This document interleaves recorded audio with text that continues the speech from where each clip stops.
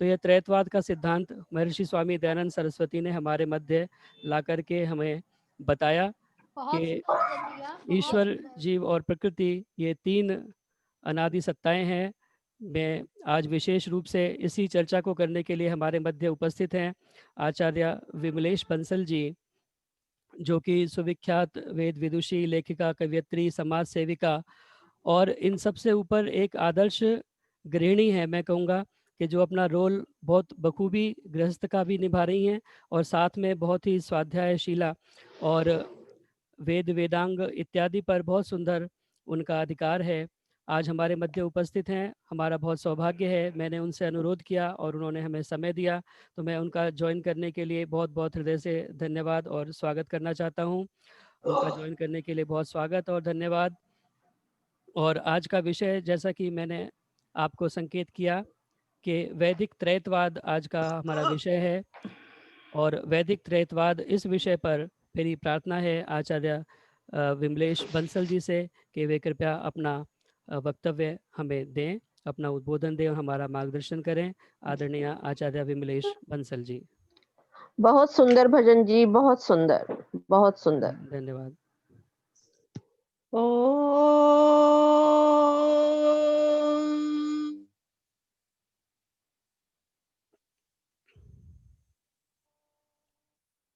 यो भूतं च भव्यं च सर्वं यश्चाधितिष्ठति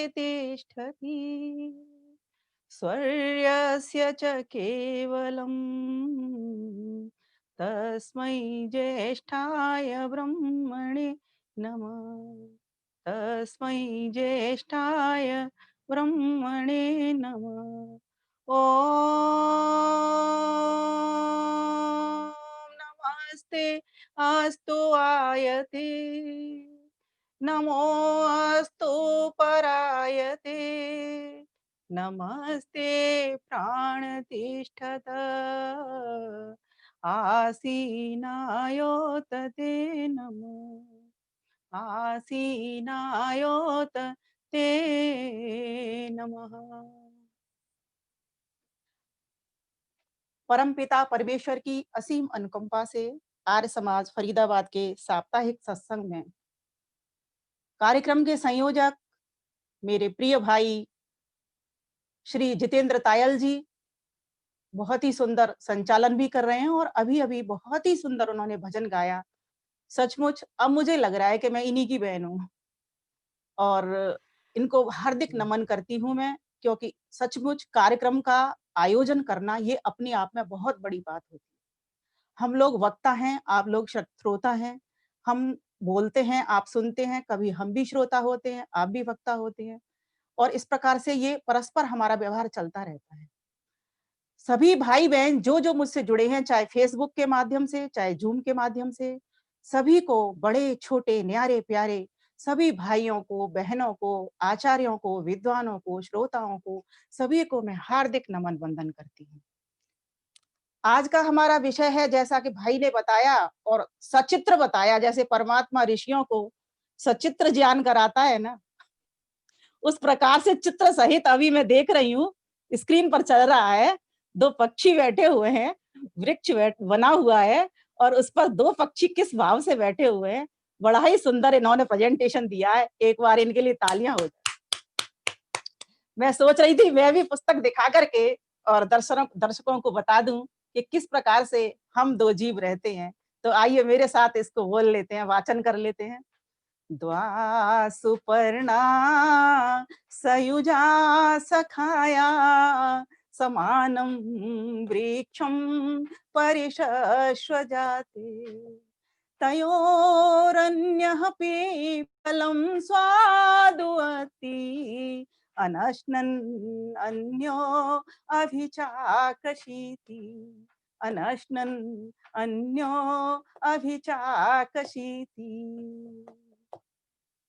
एक सुंदर वृक्ष के ऊपर 2 पक्षी बैठे हुए हैं, बड़े ही प्रेम भाव से बैठे हुए हैं, मित्र भाव से बैठे हुए हैं, कुछ समानता लिए हुए बैठे हैं।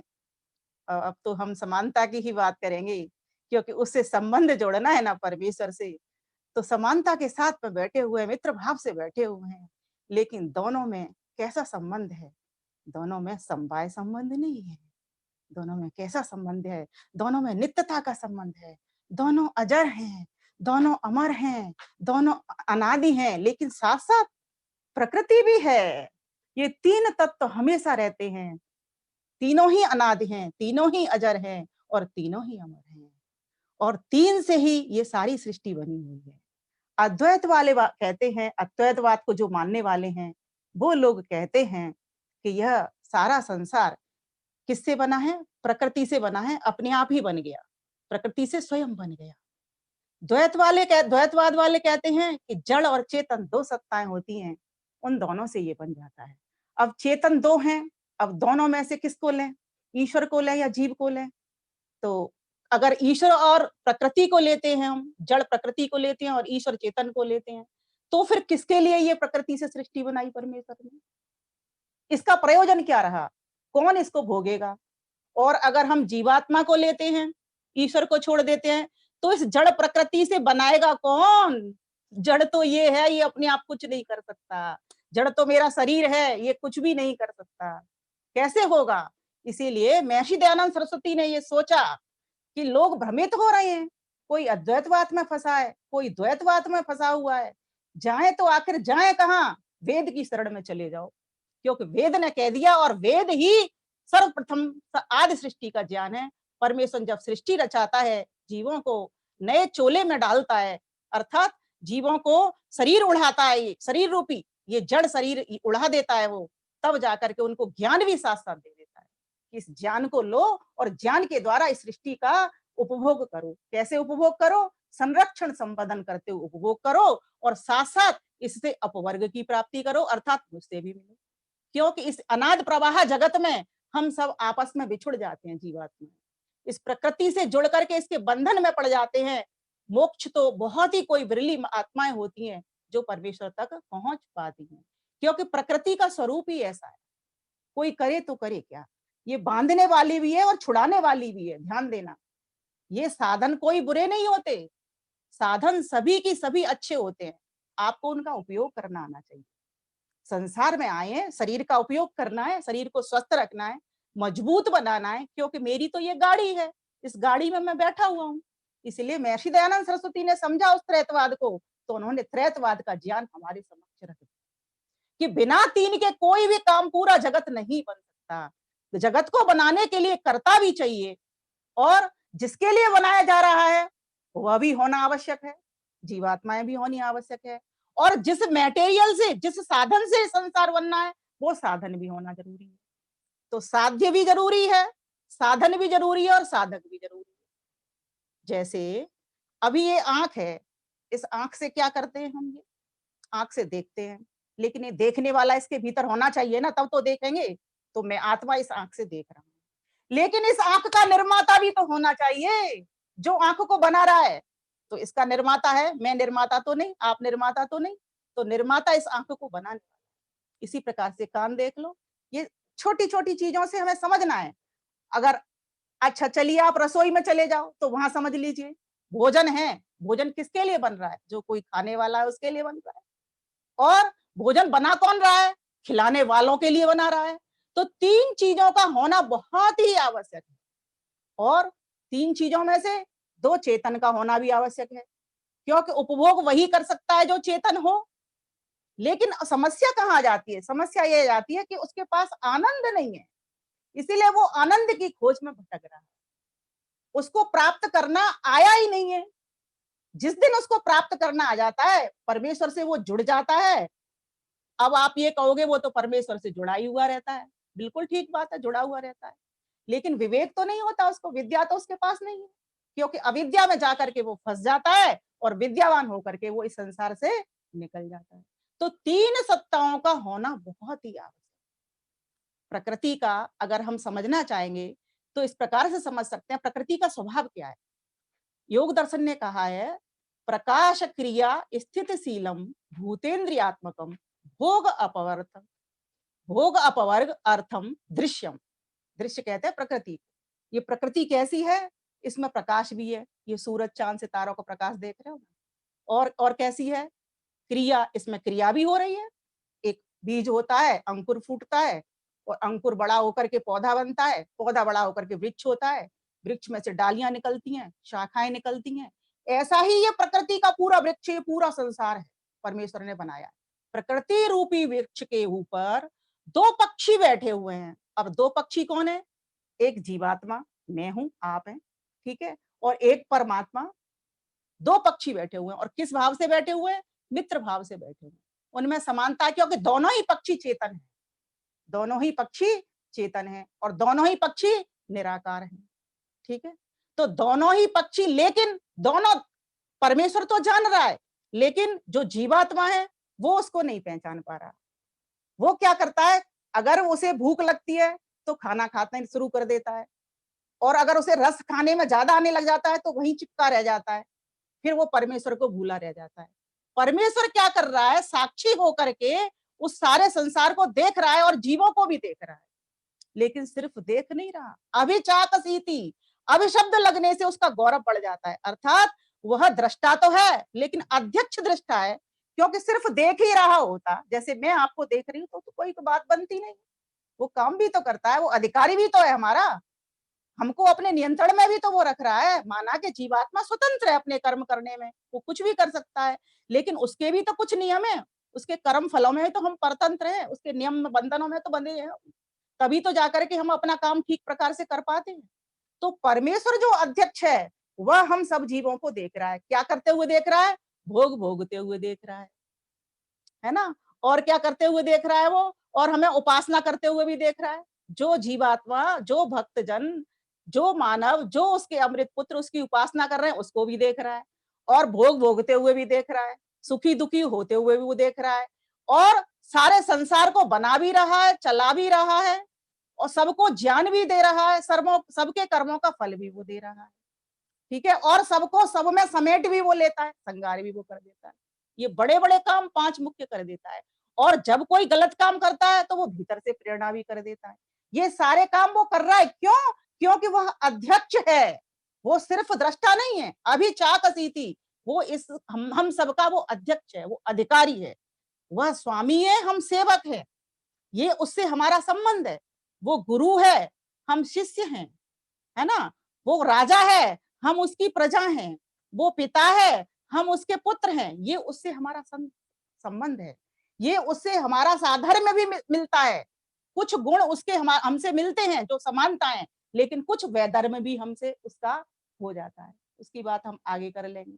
तो कहा कि प्रकृति को समझो, वो कैसी है, प्रकाश भी है, उसमें क्रिया भी है और स्थिति भी है। आपका मन टिकता भी है और आपका मन दौड़ भी जाता है। आप अमेरिका भी पहुंच जाते हो, कनाडा भी पहुंच जाते हो, और आप एक जगह चाहो तो आप एक जगह रुक भी जाते हो। जिस चीज में रुचि होती है, लगन होती है, प्रीति होती है, वहां तुम रुक भी जाते हो।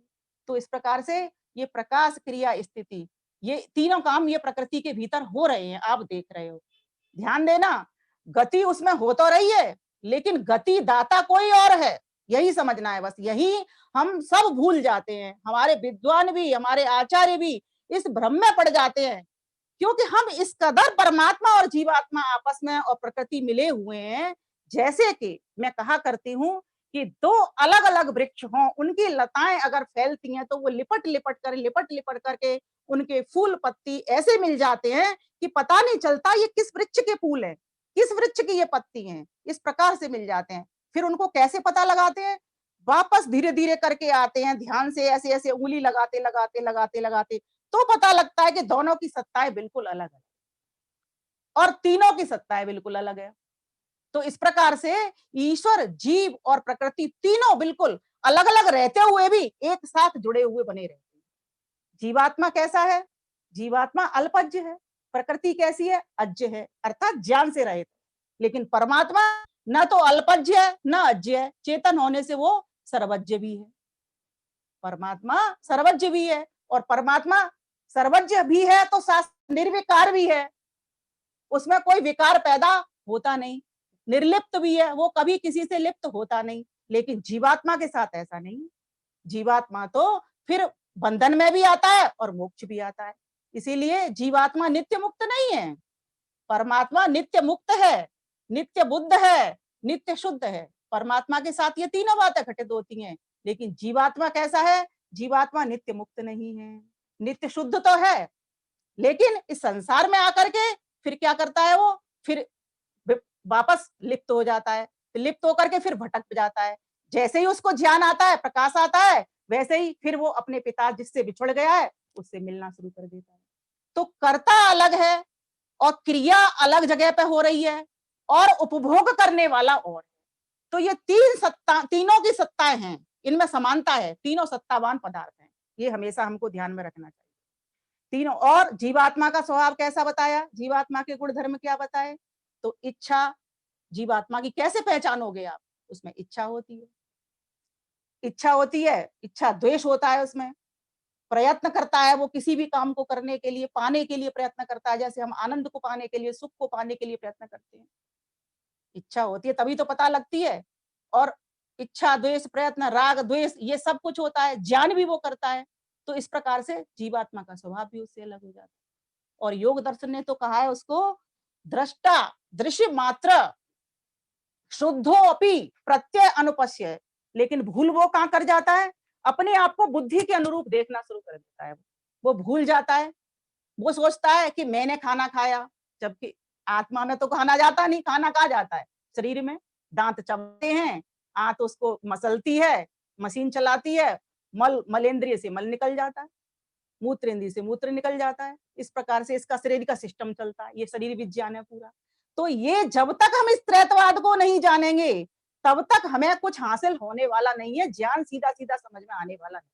इसलिए महर्षि दयानंद सरस्वती ने ये चीज समझी कि बहुत आवश्यकता है।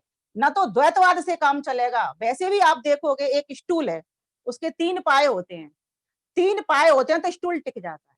ये संसार चल रहा है 3 के ऊपर ही चल रहा है। ईश्वर, जीवात्मा, प्रकृति, तीनों अनादि हैं, तीनों अनंत हैं। काल की दृष्टि से ईश्वर भी अनंत है और जीवात्मा भी अनंत है और अजर है। कभी भी इनकी मृत्यु नहीं हो, विनाश नहीं होता और अमर हैं, इनकी कभी भी मृत्यु नहीं होती। और जीवात्मा निर्विकार है, परमात्मा भी निर्विकार है, क्योंकि उसमें हृदय वृद्धि ह्रास होता ही नहीं, सड़ना कटना जलना फिरना होता ही नहीं। स्वरूप से बता रही हूं मैं। वैसे तो शरीर में आकर के तो सारे काम होंगे, लेकिन ये शरीर का धर्म है।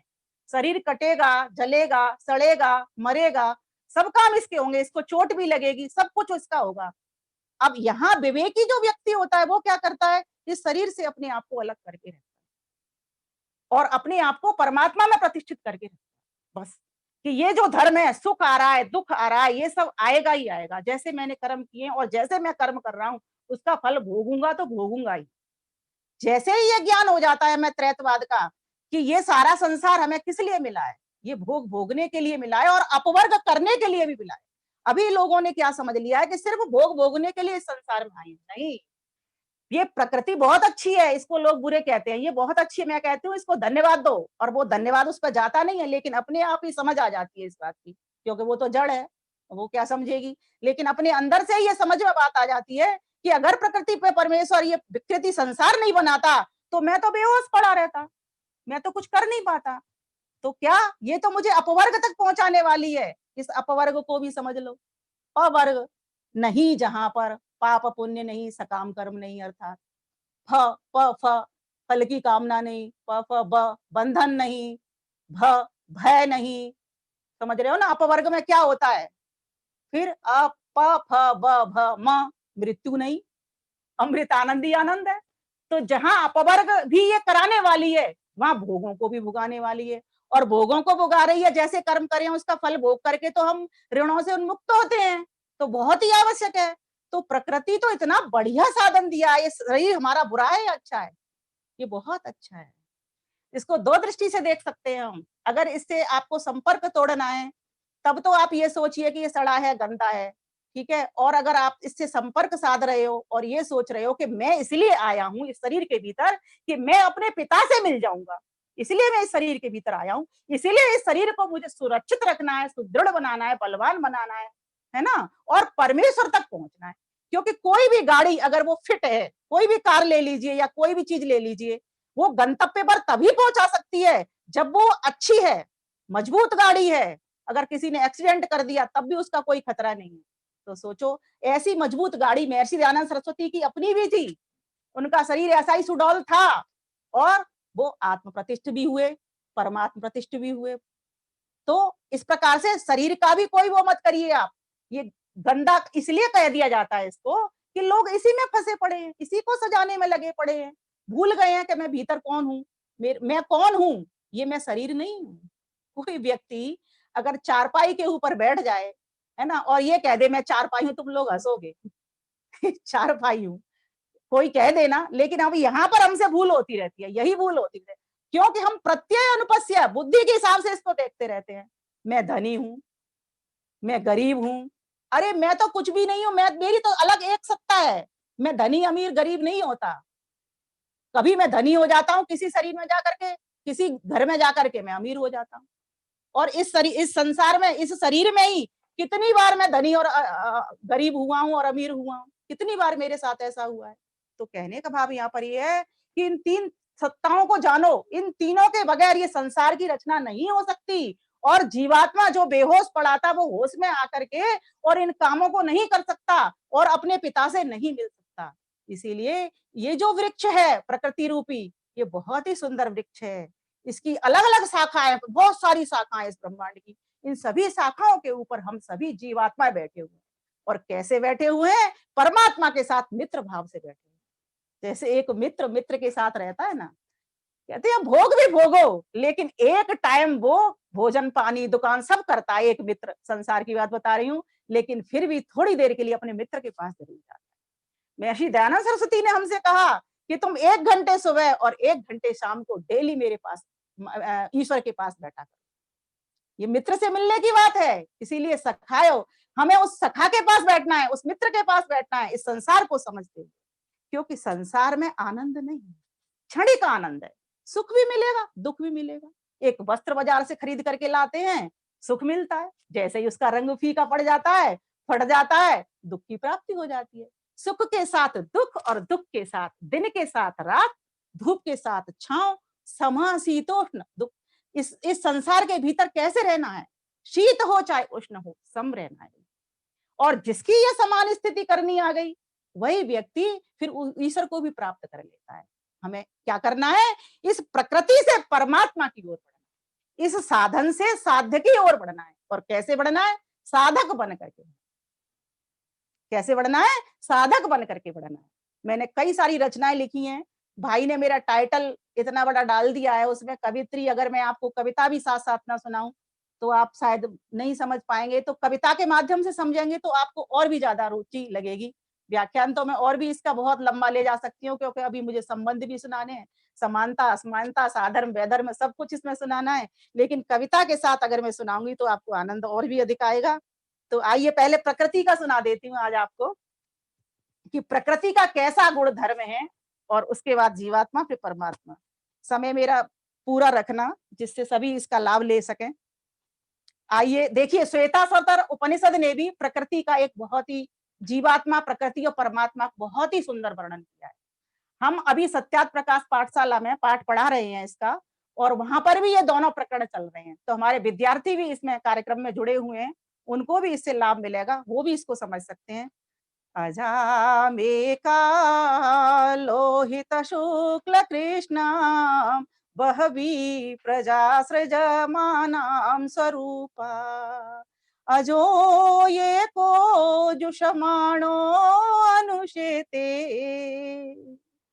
अज ये को भुक्त भोगाम अजो अन्य जहातेना भुक्त भोगामजोन्य भुक्त भोगामजोन्य अजाम एकाम लोहित शुक्ल कृष्णाम। अब आप ये कहोगे कि ये नाना प्रकार की सृष्टि कैसे दिखाई दे रही है? तो प्रकृति के भीतर ये गुण मौजूद है, लोहित, शुक्ल और कृष्ण। अर्थात लोहित कहते हैं लाल को, शुक्ल कहते हैं श्वेत को, और कृष्ण कहते हैं काले को। ये 3 रंगों से विविध सृष्टि परमात्मा ने रच दी। जैसे हम क्या करते थे जब छोटे थे, तो हमको एक वो सिखाया था, धापी नाला बैनी आंस। धानी, पीला, लाल, नारंगी, बैंगनी, नीला, एक सूत्र हमको टीचर ने दे दिया था। उन्हीं रंगों से मिला मिला करके बहुत सारे रंग बना करके और हम आर्ट किया करते थे। ये बहुत छोटा-सा उदाहरण है, इससे समझ सकते हैं। तो परमात्मा ने क्या किया? वो भी निर्माता है इस सृष्टि का। हम तो छोटे स्तर पर छोटा-सा काम करते हैं। यही तो उससे हमारा अगर अंतर करेंगे तो इतना अंतर हो जाता है। वो बड़ा है, हम छोटे से। हम उसी की नकल कर रहे हैं। उसने सारे संसार को बनाया तरह-तरह का। कैसे बनाया? प्रकृति के भीतर ये गुण मौजूद थे, ये रंग मौजूद थे। लोहित, लाल रंग रजोगुण का प्रतीक है ना? फिर कहा शुक्ल, श्वेत गुण सत्व गुण का प्रतीक है। कृष्ण, कृष्ण काला रंग किसका प्रतीक है? तमोगुण का प्रतीक है। और आपको पता ही है सत्व, रज और तम ये 3 गुण प्रकृति के होते हैं और ये हर सब चीज में मौजूद हैं यही वाले। ये मेरे भीतर भी हैं, सारे ब्रह्मांड की सभी जितनी भी चीजें बनी हुई हैं सबके भीतर ये तीनों रहते हैं। तो इस प्रकार से इसको समझेंगे ना तो बहुत आसानी हमको हो जाएगी। तो कहा कि कैसी है ये? लोहित, शुक्ल और कृष्ण वाली है। बहवी प्रजा सृजमानाम स्वरूपा, उसने बहुत सारी प्रजा कैसे रच दी है? अलग विविध-विविध प्रकार के रंगों से, रूपों से ये सृष्टि को सजा दिया है। लेकिन एक इसमें ऐसा कर्ता भी है, जो किस प्रकार से रहता है? जो संसार में रहता है लेकिन संसार से फँसता नहीं, संसार से निर्लिप्त भाव से बना रहता है और भुक्त भोगाम अजो अन्य है। और एक ऐसा है जीवात्मा कि जो भोग भी करता है और फँसता भी है। तो श्वेताश्वतर उपनिषद ने भी इस प्रकृति को बता दिया। तो आइए प्रकृति का एक छोटा-सा गीत कर लेते हैं। मैं तो प्रकृति निराली हूँ जी, मैं तो प्रकृति निराली हूँ। प्रकृति बोलती नहीं है, लेकिन मैं ये इसलिए समझा रही हूँ कि जिससे समझ में आ जाए प्रकृति का स्वरूप कैसा है। मैं तो प्रकृति निराली हूँ जी, मैं तो प्रकृति निराली हूँ। सतरज तम गुण 3 है मेरे, व्यापक धर्मा वाली हूँ। मैं तो प्रकृति निराली हूँ जी, मैं तो प्रकृति निराली हूँ। सतरज तम गुण 3 है मेरे, भोग अपवर्ग कराने वाली हूँ। मैं तो प्रकृति निराली हूँ जी, मैं तो प्रकृति निराली हूँ। जड़ हूँ किंतु हूँ माता जग की, मुझसे ही सब लेते जन्म। ये नाना प्रकार के चोले उसी से बनते हैं। बिन मेरे कोई चोला न धारे, बिन मेरे जल अन्न न ग्रहण। ये शरीर है और वो जो भोजन है वो सब जड़ है। चेतन तो इसमें कोई करता इसका इसको शरीर को चलाने वाला कोई करता इसमें बैठा हुआ है जीवात्मा रूपी। अगर ये शरीर में से जब वो निकल जाता है तो न तो हाथ हिलते, न कान सुनते, सारा शरीर बना हुआ है। इसी से तो पहचान होती है कि कोई चेतन तत्व तो इसके बाहर निकल गया, जो कि एकदेशीय था तभी वो निकला। ध्यान देना, परमात्मा सर्वदेशीय सर्वव्यापक होने से न आता है न जाता है। तदेजत तद न एजत तद दूरे तदंतर तद दूरे तदवंतिके तदंतर से सर्वस्य तद सर्वस्य अस्य वायत। परमात्मा के लिए कोई स्थान ही खाली नहीं है। ईशावास्य विधम सर्व यत किंच जगत्याम जगत। इसीलिए तेन त्यक्तेन भुंजीता, त्याग पूर्वक इस प्रकृति का भोग करो। सबको खिला करके खाओ, पहना करके पहनो, दे करके फिर खुद कुछ ग्रहण करो। उसमें परोपकार में सुख मिलता है। और ये प्रकृति कैसी है देखो, जितने भी जग रूप देखते वे सब मेरे कारण है। मेरे अर्थात प्रकृति बोल रही है, मैं नहीं। शुक्ल व लोहित कृष्ण रंग से विकृत सृष्टि विविधारण है। पराधीन फिर भी परमार्थी। मजेदार बात देखिए, स्वतंत्र नहीं होते हुए पराधीन है, अर्थात परमात्मा के बस में है पूरी प्रकृति। उसने बस में करके ही सारी सृष्टि को वो किया। वो कुछ कर नहीं सकती, निष्क्रिय है वो, लेकिन परमात्मा ने उसमें क्रिया कर दी, उसमें गति कर दी। पराधीन फिर भी परमार्थी, परार्थ विचरने वाली हूँ। मैं तो प्रकृति निराली हूँ जी, मैं तो प्रकृति निराली हूँ। जीवात्मा स्वार्थी चेतन होते हुए भी, ध्यान देना, लेकिन प्रकृति कैसी है? जड़ होते हुए भी हम सभी के लिए बनी हुई है। तो प्रकृति से भी ये सीखो। फिर कहा पुरुष परम चेतन ने मुझको सम्मानित कर बढ़ा दिया। अपना सम्मान समझती है। पुरुष परम चेतन ने मुझको सम्मानित कर बढ़ा दिया।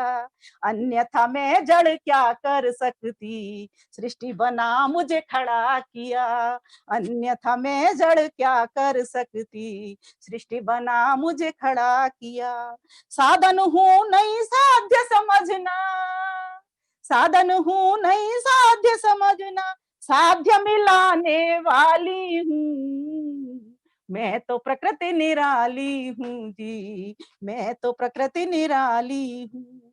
जब होती है प्रलय अवस्था, निर्विकार निज थाती हूँ। जब प्रलय अवस्था होती है तो ये सारी सृष्टि का जो जो भी कारण प्रकृति है, मैं क्या करती हूँ, अपने सत रजतम में फैली हुई पड़ी रहती हूँ बस। जब वो फिर से सृष्टि का सृजन करता है तो फिर मेरा इस्तेमाल कर लेता है और मैं उसके ऑर्डर में मान लेती हूँ मैं सारा की सारा। लेकिन जीवात्मा देखो, चेतन होते हुए भी उसकी आज्ञा को नहीं मानता। तो कहा, कोई मुझे कहता है माया, कोई डाकिनी कहता है, लेकिन मुझ पर कोई प्रभाव नहीं पड़ता। और जीवात्मा पर कितना प्रभाव पड़ जाता है चेतन होते हुए भी। कोई मुझे कहता है माया, कोई डाकिनी कहता है, मुझ पर कोई पड़े प्रभाव न, जो जैसा वह कहता है। विमल कहे मन बुद्धि देह तन, बंधने व बंधाने वाली हूँ। विमल कहे मन बुद्धि और तन, बंधने व बंधाने वाली हूँ। मैं तो प्रकृति निराली हूँ जी, मैं तो प्रकृति निराली हूँ। तो इस प्रकार से ये जो प्रकृति है उसका स्वरूप है, बता दिया। अब आइए जीवात्मा का सी सुन लेते हैं, जीवात्मा का क्या स्वरूप है। तो जीवात्मा, हाँ, तो मैंने अभी आपको सूत्र बोल दिया था, दृष्टा दृश्य मात्रा शुद्धो अपि प्रत्यय अनुपस्य है। जो जीवात्मा देखो किस प्रकार से अपना बयां कर रहा है। तीनों तत्वों को जब समझ लेंगे हम तब व्याख्या आगे चलेगी। ये इतना गूढ़ विषय है, इस गूढ़ के जब तक हमें शब्द पकड़ में नहीं आएंगे, अर्थ पकड़ में नहीं आएंगे, संबंध पकड़ में नहीं आएगा, तब तक हम आगे व्याख्या में बढ़ कैसे सकते हैं। इसलिए आज महती आवश्यकता है। आज के प्रवचन में मैं आपको ये बताऊंगी, फिर अगली कभी होगा तो मैं इसको और भी अधिक खोलने का प्रयास करूंगी। तो कहा जीवात्मा क्या कहता है अपने आप को, मैं तो पुरुष निराला हूँ जी, मैं तो पुरुष निराला हूँ। इच्छा द्वेष प्रयत्न व सुख दुख जान के लक्षण वाला हूँ। मैं तो पुरुष निराला हूँ जी, मैं तो पुरुष निराला हूँ। ये न्याय दर्शन का सूत्र है। इच्छा द्वेष प्रयत्न सुख दुख ज्ञानानि आत्मनोलिंगम है, स्वरूप शुद्ध चेतन मेरा, पर न रूप आकार कोई। मेरा कोई रूप नहीं, मेरा कोई आकार नहीं, मैं तो निराकार हूँ।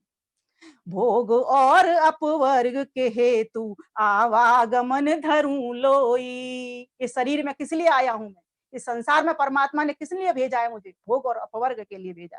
भोग और अपवर्ग के हेतु आवागमन धरूं लोई।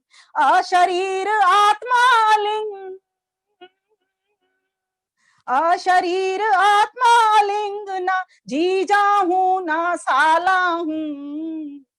मैं तो पुरुष निराला हूँ जी, मैं तो पुरुष निराला हूँ। थोड़ी देर शरीर से अपना संबंध हटा करके देखिए, मैं क्या हूँ। एक देशीय मकान मेरा, हृदय प्रदेश स्थान मेरा। एक देशीय मकान मेरा, हृदय प्रदेश स्थान मेरा। जागृत स्वप्न सुषुप्ति अवस्था चलता रहे भ्रमण मेरा।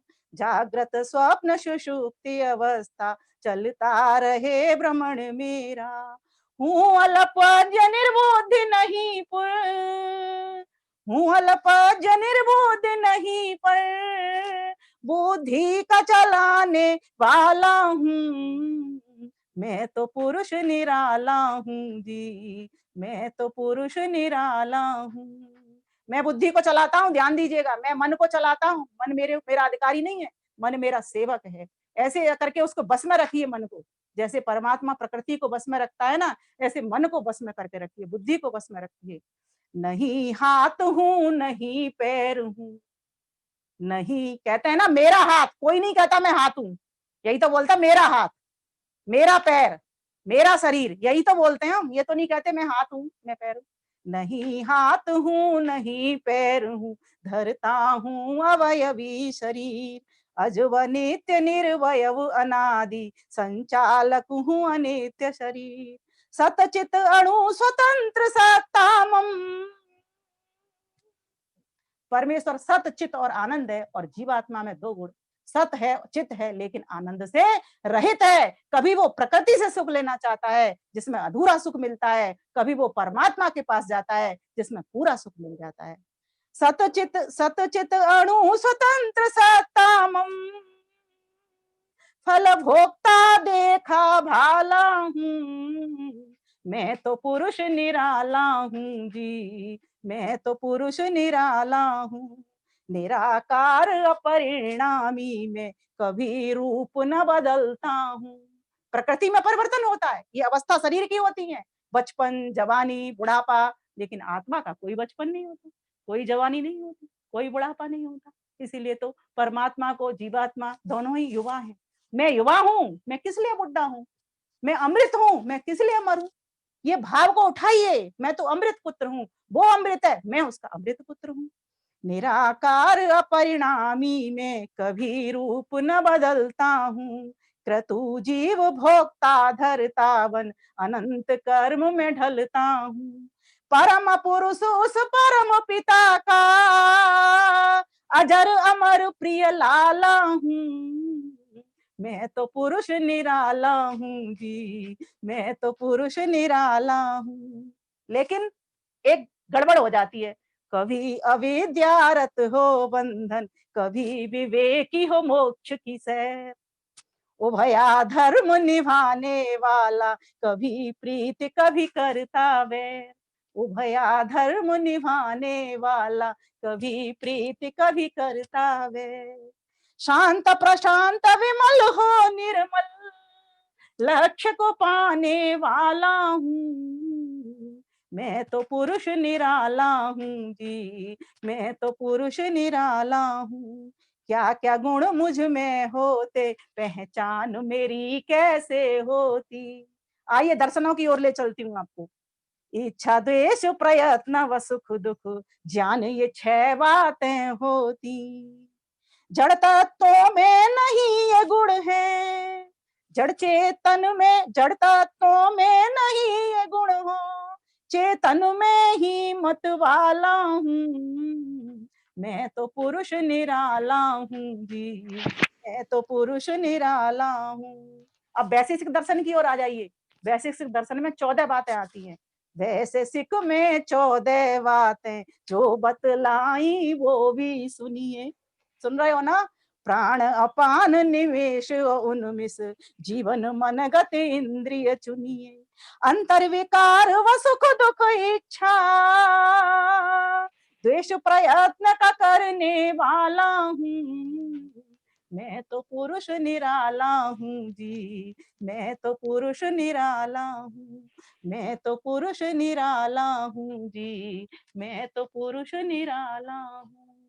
तो जीवात्मा के ये लक्षण जब तक नहीं समझेंगे, अब 2 चीजें हो गई, प्रकृति समझ ली और जीवात्मा समझ लिया, अब रह गया परमात्मा। सर्वप्रथम मैंने प्रकृति क्यों बताई, क्योंकि प्रकृति की सृष्टि आपको दिखाई दे रही है, इसलिए पहले तो इसी को जान लो। ये संसार पूरा एक परीक्षा स्थल है, इसकी परीक्षा कर लो पूरे की।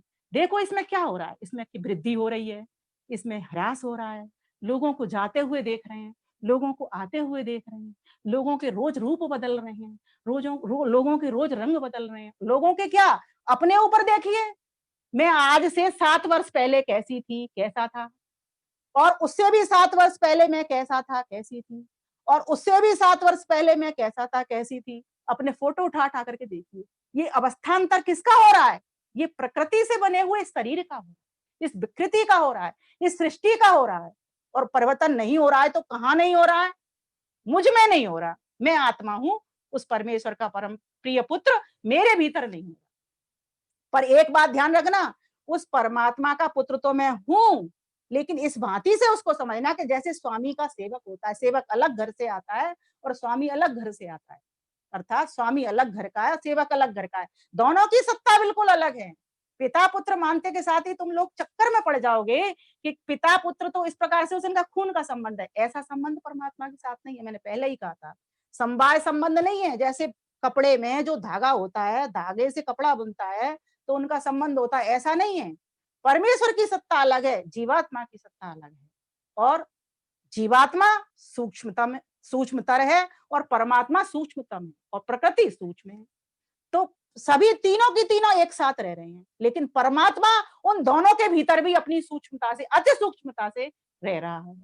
तो इस प्रकार से इस प्रकृति के रूपी वृक्ष के ऊपर दोनों पक्षी रहते हैं। एक भोग करता है ना? सुख-दुःख रूपी कर्मों के फलों को भोगता है और जो मीठे फल लगते हैं उनको खाता है स्वाद के साथ, जो कड़वे लगते हैं उनको थू-थू करके फेंकता चला जाता है। लेकिन परमात्मा इस सारे संसार को बना करके इस सारे संसार को देख रहा है और कुछ नियंत्रण उसने अपने साथ रखे हैं। प्रकृति तो पूरी उसके नियंत्रण में, जैसे वो चलाता है वैसे ही वो चल रही है। लेकिन जीवात्मा कर्मों में स्वतंत्र होने से उसको अपनी छूट भी है, लेकिन परमात्मा के कर्म फल बंधन में भी वो बंधा हुआ है। अगर वो उस तरह से नहीं बंधा होता तो कुछ भी कर लेता, मनमानी होती उसकी, फिर नरक स्वर्ग होते ही क्यों? ये अर्थात दुख और सुख फिर होते ही क्यों? इसीलिए परमात्मा ने यह चीज अपने नियंत्रण में रखी है। तो आइए ईश्वर को भी थोड़ा समझ लेते हैं। और वैसे बहुत सारा कहने को है, लेकिन अब गीत के माध्यम से समझेंगे तो और आनंद आएगा। तो इसके लिए योग दर्शन ने एक सूत्र दिया, क्लेश कर्म विपाकाशः अपरामृष्ट पुरुष विशेषो ईश्वर है, जिसमें कोई क्लेश नहीं है, जिसमें कोई अविद्या नहीं है, क्लेश कर्म और कोई सकाम कर्म वो नहीं करता, वो तो निष्काम कर्म कर रहा है। वेद ने एक मंत्र में, अथर्ववेद में और भी कह दिया है, अकामो, उसको अपने लिए कोई काम नहीं। ये सारा संसार उसने बनाया जीवों के लिए, जिससे जीव इस संसार को भोग के फलों को भोगें, खावें भी, अपना पेट भी तृप्त करें और पेट के साथ-साथ मुझ परमात्मा तक भी वो पहुँचे। इस प्रकार से बेहोश जीवों के ऊपर होश में ला करके एक बहुत बड़ी कृपा परमेश्वर ने हमारे ऊपर, तो उस परमेश्वर को भी थोड़ा-सा समझ लेते हैं। आओ ईश्वर को ध्याने, उसके गुण कर्म जाने, सारे जग को वो क्यों कर सृजा रहा है। भक्ति तन मन में जाने, निस दिन उसको ही धाने, जाने माने विमल हो जीवन जा रहा है। सर्वशक्ति सामर्थ्यवान है वो। ये जो ऊपर को इशारा हो रहा है, इसका मतलब किसी ऊपर 7वीं 4थी मंजिल पे नहीं बैठा। इसका मतलब होता है सर्वोपरि, सबके ऊपर, सबकी देखभाल करने वाला, सबको खिलाने वाला, पिलाने वाला, सबको न्याय के कर्मों के फल देने, न्याय के अनुसार फल देने वाला। इस प्रकार से अर्थात सबसे श्रेष्ठ है, ज्येष्ठ है, सर्वश्रेष्ठ है। इसीलिए ये इस तरह से उंगली की जाती है। इसको इस तरह समझना चाहिए। इसका मतलब ये नहीं कोई कहीं ऊपर जा करके बैठा है। हम सबके ऊपर है। जैसे माता अपने बच्चों के ऊपर होती है, उस प्रकार से जगत जननी माता हम सबके ऊपर है। तो कहा कैसे-कैसे गुण हैं उसके? सर्वशक्ति सामर्थ्यवान है वो, सारी जगती का भगवान है वो। उसकी शक्ति को जाने, करके भक्ति बखाने, महक बन के जो सब जग खिला रहा है। आओ ईश्वर को ध्याने, उसके गुण कर्म जाने, सारे जग को वो क्यों कर सृजा रहा है। और कैसा है? सच्चिदानंद आनंद कंद, अक्षर ओम अनादि अनंत। हो सच्चिदानंद आनंद कंद, अक्षर ओम अनादि अनंत। प्रतिक्षण उसको बखाने, उससे संबंध ताने, प्रतिक्षण उसको बखाने, उससे संबंध ताने, धार्मिक बन के वो हर सुख लुटा रहा। जब आप फंस जाते हो, आपकी गाड़ी कहीं फंस जाती है और संसार के लोगों से भी आपका काम नहीं बन पाता है, तो बताइए कौन आकर के तुमको गोदी में लेता है और उठा करके तुम्हारी इतनी पहाड़ सी मुश्किल को राई कर देता है, आपको पता भी नहीं चलता। जो इतना बड़ा पहाड़ बन करके दुख आया था, वो कहाँ चल गया। ऐसी घटनाएं मेरे साथ अनेकानेक घट गई और सभी के साथ घटती।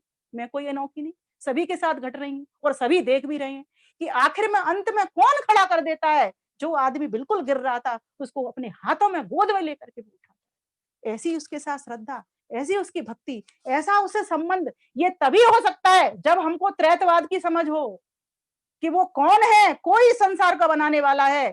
बिना कर्ता के कोई भी क्रिया नहीं होती, बिना कारण के कोई भी कार्य नहीं होता। परमात्मा निमित्त कारण है, ये प्रकृति माता उसकी उपादान कारण है, और हम जीवात्मा कैसे हैं? निमित्त साधारण। अर्थात हम इस सृष्टि को भोग भी करने वाले हैं और इस सृष्टि से छुट्टी लेकर के उस परमात्मा के आनंद को भी भोग। तो कहा, सृष्टि करता भरता संघरता, ज्ञान दात्री करम फल का धरता, उसकी महिमा बखाने चिंतन करके मन ध्याने, प्रतिक्षण कृपा जो सब पर लुटा रहा है। कई लोग मुझे कहते हैं, बहन जी आपके ऊपर ईश्वर ने बहुत बड़ी कृपा की। मैंने कहा, परमात्मा का सूरज सबके लिए, परमात्मा की चांद सभी के लिए, परमात्मा की हवा सभी के लिए, परमात्मा का जल सभी के लिए। प्यासा कुएं के पास जाएगा तभी तो उसको जल मिलेगा ना। सूरज की धूप में निकलोगे तभी तो उसको धूप मिलेगी ना। चंदा की शीतल चांदनी में बैठोगे तभी तो आप चांदनी का एहसास करोगे। उसको देखो, हर क्षण आपके साथ है। मैंने अभी कहा था आपको कि जैसे दो लताएं आपस में परस्पर इस प्रकार से गुथ जाती हैं, उससे हमारी कोई दूरी नहीं, पर वो दिखता नहीं। क्यों? क्योंकि अविद्या ने हमको घेर रखा है। इस प्रकृति ने, लुभावनी प्रकृति ने, जिसको मैंने अभी माया भी कहा, डाकिनी भी कहा, इस प्रकार से हमको बांध रखा है अपने चंगुल में। लेकिन ध्यान देना, उसी प्रकृति ने हमको ये बांध करके, भोगों को भुगा करके, और फिर एक चेतना भी आई है कि इसमें कुछ नहीं रखा।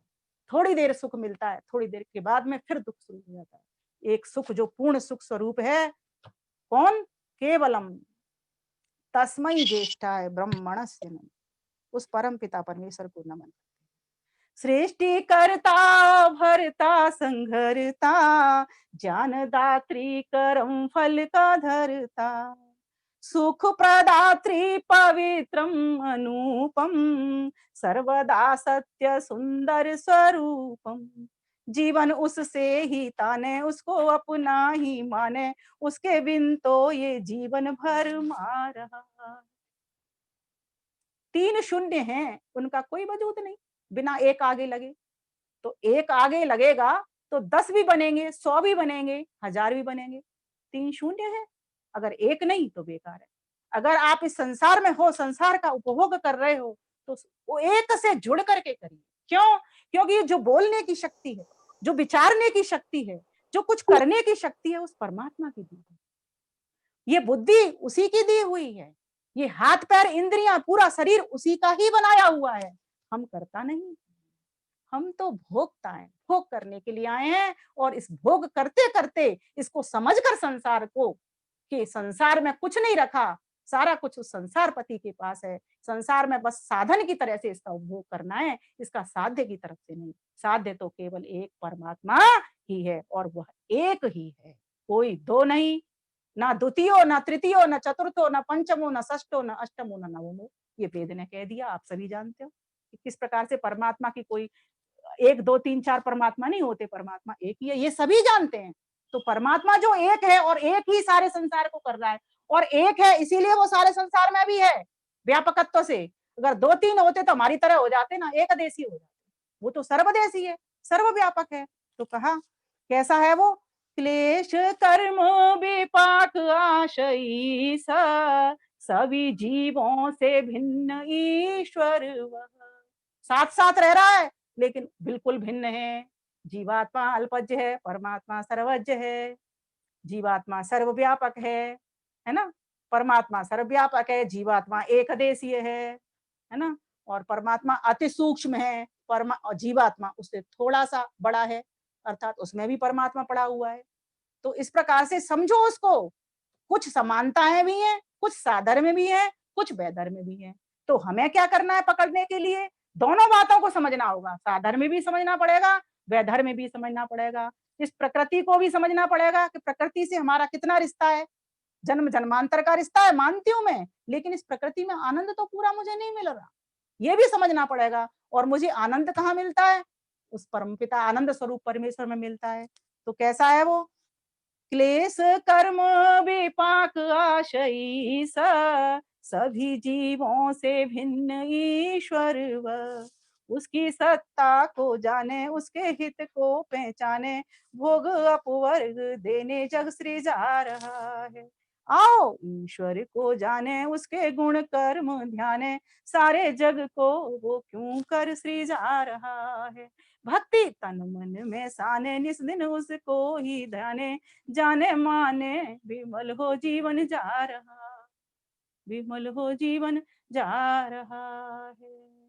करते करते करते करते अभी 10 वर्ष की हुई हूँ, 20 वर्ष की हुई हूँ, 30 वर्ष की हुई हूँ, 40 की हुई हूँ, अब तो मैं पूरी 50 की ही हूँ। ये निकल गए 50 वर्ष, मैंने क्या किया ये आत्मनिरीक्षण आया ही नहीं दिमाग में। अब जाकर के आया है। मैं तो कहती हूँ जब जागो तभी सवेरा, कम से कम अब तो आ गया। अब तो एक भी श्वास को व्यर्थ मत जाने दो। सभी श्वासों में उस परमात्मा का सुमिरन करते हुए सभी श्वासों को हम सफल बनाते चलें, इस त्रैतवाद के सिद्धांत को समझते हुए, और उस त्रेत में भी जो सर्वश्रेष्ठ ईश्वर है, उस सर्वश्रेष्ठ ईश्वर में रुचि करें, उससे प्रेम बढ़ाएं, प्रेम बढ़ाते हुए उसमें भक्ति करें। और ध्यान देना, किसी भी चीज में रुचि और प्रीति तभी होती है जब कि हमको उसके उससे कुछ लाभ मिलता है। तो लाभ बताइए, दुख में है या सुख में है? अच्छा, बड़े दुख में, बड़े सुख में है या छोटे सुख में है? तो सभी कहेंगे बड़े सुख में है। पूर्ण सुख में है या पूर्ण सुख में है? तो सभी कहेंगे पूर्ण सुख में है। तो फिर क्यों नहीं उस पूर्ण परमात्मा की ओर हम बढ़ा जाए? तो प्रकृति से हम सभी परमात्मा की, भोगों से हम सभी योगों की ओर। इस प्रकार से सारे काम करते हुए संसार में कमल की भांत रहते हुए, कमल के ऊपर कितना भी पत्ते के ऊपर आप पानी चिपकाने की कोशिश करना, इस तरह से रगड़ भी देना तो भी वो हटा देगा। ऐसे स्निग्ध, ऐसे कोमल, ऐसे मृदभाषी, ऐसे मृदभाषी, ध्यान देना मृदभाषी का मतलब ये नहीं छल कपट वाला, ऐसे मृदभाषी स्निग्ध भीतर से बिल्कुल कोमल, ऐसे जब हो जाएंगे तो परमात्मा से मिल जाएंगे। ध्यान देना, दो समानता ही आपस में मिलती है। जल जल से मिलेगा, बूंद सागर से मिलेगी, जरूर मिलेगी। ये तो आप देख रहे हो, प्रैक्टिकल करके देखते चलो, बूंद सागर में जाके मिल जाती है, हम सभी जानते हैं। लेकिन इस संसार में आकर के इस तेरा मेरी में, मेरा तेरी में, अहंकार में और ऐसे लिप्त हो जाते हैं कि हम उस परमात्मा को भूल जाते हैं कि जिसने दिन बनाया उसने रात बनाई, जिसने मुझे बनाया उसने तुझे भी बनाया, जिसने प्रकृति को बनाया, प्रकृति को सुंदर तरीके से सजाया, वही सारे संसार का निर्माता है, वही पालन करता है, वही संहार करता है, वही हम सभी को कर्मों का फल देता है, वही हम सभी को न्याय नियम में चलाना भी सिखाता है। गलत करते हैं तो भीतर से प्रेरणा करता है, और अच्छा करते हैं तो शाबाशी भी हमको देता है। वो परमात्मा ने सारा संसार हम जीवों के उपकार के लिए बनाया है, जिससे मेरे पुत्रों का भला हो सके। भला बताइए कौन माता पिता होगा जो अपने बच्चों का भला नहीं चाहेगा? और वो तो माता पिताओं का भी माता पिता है। तो ऐसे परम पिता परमेश्वर की हम सब शरण में आए, लेकिन शरण में तभी आ सकते हैं जब हमको पता होगा ये मकान क्यों बना है, ये मकान कैसे बना है। शरण भी अभी मिलेगी, आपको क्या पता ये किस गाढ़े सीमेंट से मकान बना हुआ है, कल को ढह जाए, बारिश तेज आ जाए, कच्चा बनाए पक्का बनाए। मकान की पहचान होनी जरूरी है ना, और करते भी हैं हम, संसार की चीजों की तो करते हैं हम सभी की। जब मकान खरीदते हैं तो सारी चीजों की पहचान करते हैं, ये कैसे बना हुआ है, किस तरीके से इसमें एंगल लगे हैं, कहाँ पर बाथरूम है, कहाँ पर रसोई है, कहाँ पर ये ठीक है कि ये ठीक नहीं है। ऐसे ही संसार में देखो, इसको परीक्षणशाला, ये प्रयोगशाला है, प्रयोग कर करके देखो इसको। करते हैं हम रोज, लेकिन चिंतन नहीं जाता सारा कि अकेला ये संसार ही नहीं है, इस संसार के पीछे कोई ऐसी शक्ति है जो सारे कामों को करे। तो इस प्रकार से जब हमारे भीतर हमें ये समझ में आ जाएगा कि वास्तव में हमारा असली सिद्धांत वेद का ही सिद्धांत है, त्रैतवाद है, न तो अद्वैतवाद, अकेले ईश्वर से ये संसार बन सकता, क्योंकि सामान नहीं होगा, कारीगर बैठे हैं, सामान उसके सामने नहीं है, कैसे मकान बनाएंगे बताओ? हाथ पर हाथ धरे बैठे रहेंगे, जब तक सेठ जी लाएंगे नहीं सामान तो कैसे मकान बनाएंगे कारीगर? बनाएंगे? नहीं बनाएंगे। अच्छा माल आ गया है, कारीगर बनाने वाले नहीं आए मकान को, तो मकान बनेगा, बिल्डिंग खड़ी होगी? नहीं होगी ना। इसीलिए कर्ता भी जरूरी है, सामान भी जरूरी है, और जो रह रहा है, अच्छा मकान बना के खड़ा कर दिया, ठीक है, कारीगर ने, सामान भी आ गया, लेकिन रहने वाला उसमें है नहीं। तो फिर किस मतलब का है? कोई प्रयोजन तो सिद्ध होना चाहिए ना। तो इसीलिए त्रैतवाद का सिद्धांत ही सटीक सिद्धांत है, प्रामाणिक सिद्धांत है। क्यों? क्योंकि उसका सिद्धांत ईश्वर ने अपनी वाणी में 4 ऋषियों के भीतर साथ आत्मसात कर, चित्र सहित जैसा अभी जितेंद्र भैया बता रहे थे हमको, उसी तरीके से बिल्कुल सचित्र परमेश्वर ने उन ऋषियों को, उन पवित्र आत्माओं को ये ज्ञान दे दिया सारे संसार का, कि मैं कौन हूँ, जीवात्मा कौन है और ये प्रकृति क्या है, किस प्रकार से इस संसार के भीतर है। जीवों को समझा दिया, कस्त्वायुनक्त सत्त्वायुनक्ते, कस्मैत्वायुनक्त तस्मैत्वायुनक्ते, कर्मणे वाम वीषाय। हे जीव, तेरा इस जन्म इस संसार में तू क्यों आया है, क्यों मैंने तुझको भेजा है? तो कहा उस प्रभु को पाने के लिए भेजा है, उसके आनंद को पाने के लिए भेजा है। इसलिए मैं जो भी कर्म करूं, जहां भी जाऊं, जिसके साथ भी वार्तालाप करूं, उस ईश्वर को पहले सामने देखूं। क्यों? क्योंकि मनसा परिक्रमा में हम कहते ही हैं, तू प्रभु आगे भी है, पीछे भी है, दाएं भी है, बाएं भी है ना, ऊपर भी है, ना नीचे भी है, और सभी कोनों में भी है। जब दसों दिशाओं में तू है, तो फिर कोई जगह तुझसे खाली है नहीं, और सबकी देख रहा है, सभी को सभी के अनुसार फल दे रहा है। तो ऐसे परमेश्वर के पास बताइए मैं जाऊं तो जाऊं क्यों नहीं? इसीलिए उसके लिपटन को छुटकन मत बनाइए, उससे लिपटे रहिए।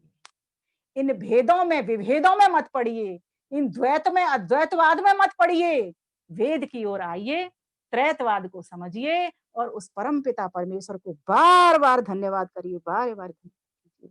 और समस्त आयोजकों को मैं धन्यवाद करती हूँ। भाई अविनेश मैत्री जी भी वैदिक संस्कृति प्रचार संघ से जुड़े हुए हैं, उनको भी मैं नमन करती हूँ, और मेरे जितने भाई बहन जो भी सुन रहे हैं, जहां जहां से सुन रहे हैं, सभी को नमन बंदन करती हूँ, क्योंकि कहा जाता है सत्संग बड़े भाग्य से मिलता है। तो सत्संग की वाणी को मैंने तो नहीं सुनाया, मेरे भीतर तो वो परमात्मा, मुझे ऐसा लगता है कि वही बोलता है, वही मुझसे कुछ लिखवाता भी है, वही मुझसे कहता है तू बढ़, मैंने तो तेरा हाथ पकड़ लिया है। सभी का पकड़ा है उसने, बस थोड़ा-सा अनुभव कर लो कि उसने पकड़ा है कि नहीं पकड़ा, इतनी सी बात है। इन्हीं शब्दों के साथ मैं अपनी वाणी को विराम देती हूँ।